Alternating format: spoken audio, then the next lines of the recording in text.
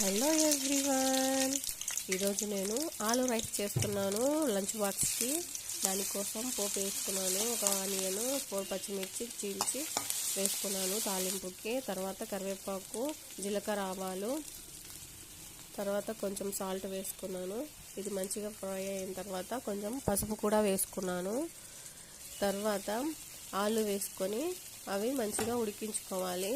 ఆలు మొత్తం ఉడికిన తర్వాత అందులో గరం మసాలా, కొంచెం కారం పొడి వేసుకొని బాగా కలిపి ఆలుని మూత పెట్టి ఉడికించుకోవాలి. ఆలు ఒత్తితే విరిగిపోయేటట్టు ఉండాలి. అప్పుడు మనకు కరెక్ట్గా ఉంటుంది రైస్ వేసి కలుపుకోవడమే. ఫైనల్గా కొత్తిమీరతో గార్నిష్ చేసుకొని ఆలు రైస్ సర్వ్ చేసుకుంటే చాలా బాగుంటుంది. పిల్లలు చాలా ఇష్టంగా తింటారు. లంచ్ బాక్స్లోకి best dish. Thank you for watching. Bye bye.